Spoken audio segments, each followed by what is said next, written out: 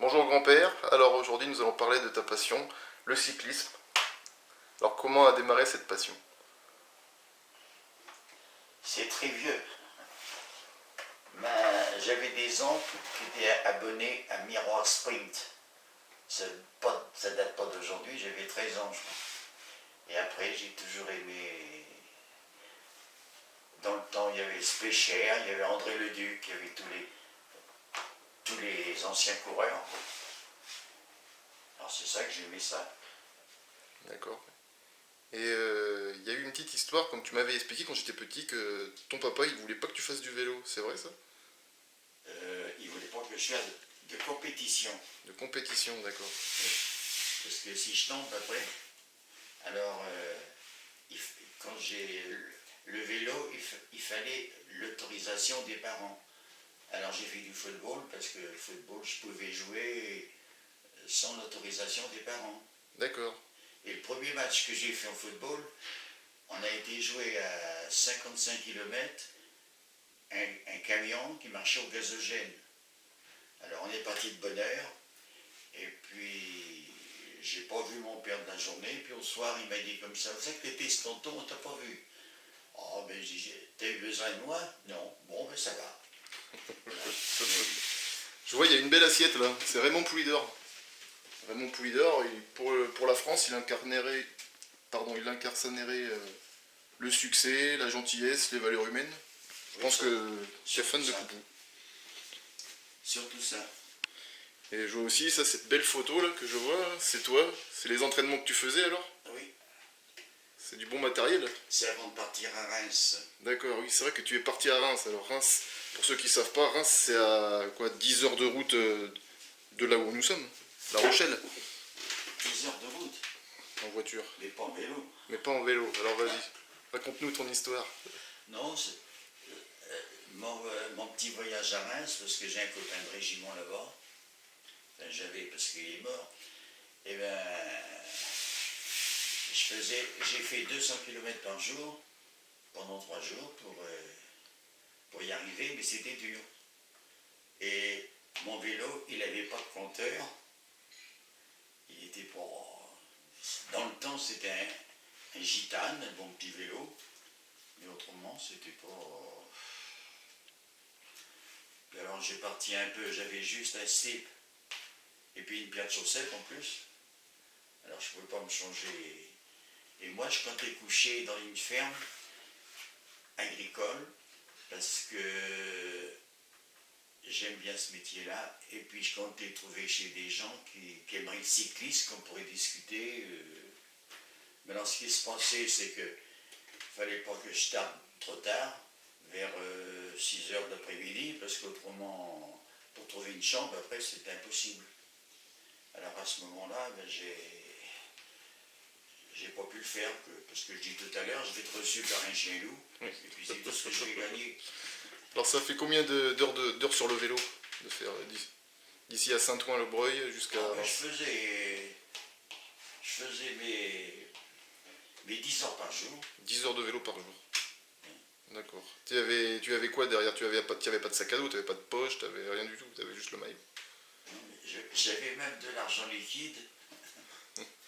Et il y a un gars qui m'a dépensé 5-6 fois une fois. J'étais pas trop rassuré. Je dis, celui-là, c'est bizarre. S'il me pique mon argent, j'ai plus rien. Non, mais dans le temps, j'avais pas de carte bancaire, j'avais pas. Puis non, ça s'est bien passé. Donc tu dormais à l'hôtel les trois nuits que tu as faites et nous a dit que tu demandais à la gardienne de l'hôtel de bien regarder pour le vélo. Mon vélo, oui, parce que j'ai plus que ça. Et puis le dernier hôtel, je comptais partir de bonne heure, et puis à 8 heures, c'était pas encore ouvert, tout le monde était. Les derniers jours, j'ai couché à Provins. D'accord. En arrivant là-bas, après, bon, ben, j'étais bien reçu. La dernière côte, j'ai pas pu la faire en vélo, j'étais fatigué. Et j'ai eu un peu honte parce que la fille de mon copain est venue devant moi en voiture. Et j'ai monté la dernière côte à pied. Et j'ai été 8 jours sans dormir, j'étais sur les nerfs. Et d'après que ça le fait en vélo, mais les coureurs à pied, ça le fait pas. Ça. Donc faire La Rochelle jusqu'à Reims, ce serait pour toi la plus belle expérience cyclisme que tu as eue dans ta Ah vie. ben oui. Oui. Et puis alors je voyais des petits trucs aussi là. J'ai passé, heureusement qu'il n'y avait pas d'autoroute, hein, parce que j'ai pas le droit de passer dessus, mais enfin dans le temps, je passais partout. Tout le monde me disait, tu viens de La Rochelle? Oui. Il y a un gars à Orléans, il avait un bras en moins. Il m'a dit, je paye votre bière. Hein. C'était sympa, il n'était pas obligé. Hein. Et puis il y a d'autres personnes qui étaient en voyage aussi, qui ont causé un petit peu. Ils mangeaient un petit peu, ils m'ont donné des fruits. Et après, quand ils m'ont doublé, ils m'ont fait bonjour, ils étaient de la Meuse là-bas. Hein. C'est pour ça qu'en France, il y a peut-être des voyous, mais il y a encore des personnes qui étaient vraiment sympas. Quoi. D'accord. Je vois aussi ce beau poster qui a marqué mon enfance, le col d'Aspin, altitude 1489 mètres. Ça ne devait pas être facile ça. Oui, mais surtout que quand j'ai fait le col d'Aspin, eh ben, je sortais de faire perso de pied un peu plus haut. Ça fait ça. Alors j'ai mon copain qui m'avait emmené là-bas, il m'a dit, toi tu aimes le vélo, tu ne vas pas arrêter sans aller monter l'école dans les Pyrénées, pourtant je ne suis pas un grand grimpeur. Autant j'aime rouler, autant grimper, c'est pas si facile que ça. Eh bien, lui, il m'a dit, oh, je ne fais pas de vélo aujourd'hui parce que je suis fatigué. Bon, il avait 10 ans de plus que moi. Alors, il est parti devant un peu, en voiture, et avec son appareil de photo, il m'attendait pour me prendre en photo. Alors moi, je voulais faire voir que je roulais bien, et ça me fatiguait en haut. Alors aujourd'hui, on est là aussi parce que le Tour de France va passer enfin dans notre région, le Poitou-Charentes. Ils vont rester 3 jours du côté de la Charente-Maritime. Je voudrais que tu me parles du cyclisme d'avant et du cyclisme maintenant. Qu'est-ce que tu en penses? Oh, ben, c'est pas le même genre. Hein. C'est l'évolution aussi, hein, parce que moi, comme le vélo, pour le coup, j'ai assisté à une course qui arrivait à Niort. Et j'étais en vélo à Niort voir la course. Seulement là-bas, je ne sais pas pourquoi, on ne pouvait pas approcher à 300 mètres de l'arrivée. Et puis il y avait 300 mètres de l'arrivée. Et puis c'était fermé, quoi. Alors au retour, j'ai vu 4 coureurs. Il y avait Louis Ambobé, Okertz et puis 2 autres, je sais pas. Et puis, oh ben je dis, quand ils vont retourner, je vais les voir. Ils sont retournés 4. Il y avait une échappée de 4, quoi. Et puis, cette échappée, là, ils avaient chacun un bouquet de fleurs. Alors, j'ai pas pu savoir lequel qui avait gagné. Et autrefois, dans ce temps-là, les mécaniciens de vélo dans les villages, ils inscrivaient sur un tableau le vainqueur de l'étape, tout. Alors, j'ai arrêté à Neuilly, là, pas trop loin de chez moi, et je dis quand même, il ne faut pas que je rentre sans savoir ce qu'il a gagné, parce qu'on va se foutre de moi, aller à Niort, voir le match, mais pas savoir le. Alors j'ai arrêté, puis j'ai vu ce qu'il avait gagné ailleurs. D'accord. Et j'ai vu aussi que tu avais fait un contre-la-montre derrière un coureur dans une voiture. Ah oui. C'est toi qui as fait ça. C'était quelle équipe? C'était quelle époque? Tu t'en rappelles? Le coureur, c'était Bernard Viau. Parce que ben, ils avaient demandé des volontaires à La Rochelle avec une voiture pour suivre un coureur contre la montre. Alors moi, bon, ben, j'ai dit d'accord, malgré qu'un beau-frère m'a dit, mais qu'est-ce que tu gagnes à faire ça? Et je faisais ça pour mon plaisir, c'est tout. Et on a eu rendez-vous à La Rochelle, les voitures, et on est passé, on était à Luçon, on était 70 voitures, aux 4 routes de l'Angève. Il y en a un, il regardait, il ne voyait pas qu'il pouvait traverser, il y avait toujours 75 voitures. Alors, et après, on a eu l'arrivée à Luçon, puis après, on a mangé avec l'aumônier de tous les officiels dans un hôtel du Tour de France, quoi. Et j'ai parti assez vite parce que j'avais un coureur qui était dans les. Et il a fait à peu près 50 mètres, je ne le voyais plus. Parce qu'il y avait des virages. Et puis tout le long de la route, eh ben, il fallait toujours appuyer, corner. Les gens n'arrivaient pas du chemin, ils s'enlevaient pas du chemin. Et puis après, on croyait faire une bonne place, mais il n'y a pas vraiment de. Et c'était le premier Tour de France à Poulidor. Parce qu'il avait sa main dans le plâtre. Et on avait croisé Anctil qui était en voiture, qui revenait de reconnaître le parcours. Et puis après, bon, c'est encore une bonne... Car j'étais fatigué de faire ça. Oh, j'ai rien dit, parce que je disais, on va se foutre de moi. Eh bien, il y a un gars du village qui fait auto-école. Oh, il m'a dit, mon vieux, hein, oh, j'en reviens pas, hein, c'est crevant. Hein. Ben oui, on a toujours peur qu'on va écraser quelqu'un. Alors les gens, ils s'en vont au dernier moment. Alors c'est suffisant. Hein. Enfin, c'est comme ça. Je sais que tu as rencontré Bernard Hinault aussi, il me semble. J'ai rencontré Bernard Hinault. Oui, sur la route, tu l'as aperçu. C'est vrai ça? Ah non, je l'ai vu lui, un critérium sur piste à La Rochelle. D'accord. Que les coureurs après le tour, ils venaient. Même une fois, j'ai vu Gémignani, là. Il faisait une omnium de 50 km. Hein, 50 km. Il a toujours été dernier, puis voilà. Donc, venir chercher un cachet, là, poursuivre les autres. J'ai pas trouvé ça sympa. Hein, enfin. C'est comme ça. Est-ce que tu te rappelles de la dernière fois que le Tour de France est passé à La Rochelle? Oui, la date, ça je sais pas. Hein. Je sais que Poulidor, je l'ai vu pisser l'un d'un autobus avant le départ. Et... Non mais, un fait marrant aussi, c'est que mon premier Tour de France, il y avait une prime à Maran, à l'entrée de Maran, et il y avait un ravitaillement à la sortie de Maran.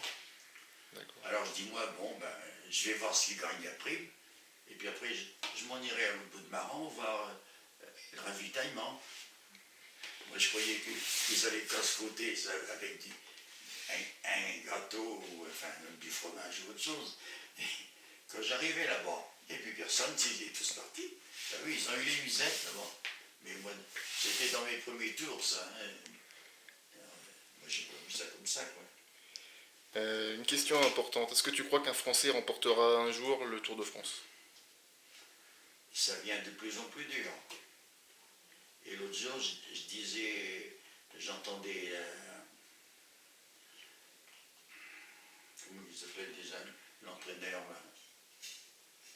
Bernaudot, il disait c'est qu'autrefois, le Tour de France, il y avait un Américain, il y avait peut-être un Espagnol, tandis que maintenant c'est tellement mondial qu'il y a beaucoup de gens qui sont forts et ça sera de plus en plus difficile pour gagner le Tour. Donc on va croiser les doigts pour Thibaut Pinot, pour Romain Bardet, pour Julien Lafilippe aussi. Oui. Mais alors, Pinot a souvent des petits problèmes. Alain Philippe, il a pas l'air d'être mordu pour le général. Et puis, Bardet, moi je trouve que il plafonne un peu, mais non, je crois pas qu'il fera. Aïe aïe aïe. Voilà, il faut vraiment leur mettre des étapes. Quel est ton favori alors pour le Tour de France? T'as des noms dans la tête? Mon favori, il y a les Colombiens là, qui vont bien, il y a une autre équipe là, du Moulin, tout ça là. Ça va être dur hein, cette année. Ça va être dur. Mais je trouve quand même qu'ils ont une bonne condition de ce moment, tout le monde roule, tout le monde... Donc pour finir, on va pas parler dans le vide parce que tu sais très bien qu'il y a le Tour Poitou-Charentes qui a eu lieu chaque année. Tour Poitou-Charentes qui passe pas loin de chez nous. Tu te rappelles que la dernière fois, ils sont passés à Andy-les-Marais, pas très loin de chez moi. Oui. On en garde un très très bon souvenir. L'arrivée était à 200 mètres de la maison. Tu te rappelles de Thomas Vauclair, de tout ça? Oui. C'était arrivé au sprint, c'était bien. Hein. Le Vélo Club d'Andilly avait donné un petit souvenir à Thomas Vauclair. Je me souviens d'une petite coupe ou chose comme ça. Je pense que pour finir, on va parler du sujet qui fâche, le dopage. Oui, mais enfin, ça a pris des bonnes proportions quand même, parce que les Français sont meilleurs. Pourquoi? Parce qu'il y a un peu plus de contrôle pour les autres, et tout le monde est à la même enseigne, quoi. Je ne dis pas qu'il va toujours y avoir des nouveaux produits qui seront toujours en avance sur les analyses, mais enfin pour le moment, c'est vrai que les Français ils se placent beaucoup mieux qu'autrefois. Hein. Bah, je voudrais aussi parler des sprinters aussi, des sprinters et puis de la montagne. Parce que eux, on parle beaucoup du Tour de France, le maillot jaune, mais il y a aussi ceux qui font la montagne qui ont du mérite. Quel coureur Richard Virenque, on pense à lui, on pense à Marco Pantani, d'autres coureurs peut-être, tu as des noms? Eh bien, il y a un Espagnol, là, Barmontes. Bah, Montes. J'ai été chez lui, enfin chez lui, j'étais dans sa ville, et il a fait faire la maison la plus haute de Tolède. J'étais en voyage là-bas et je voulais voir ça. Et puis j'ai même acheté quelque chose dans les magasins. Ah, souvenir.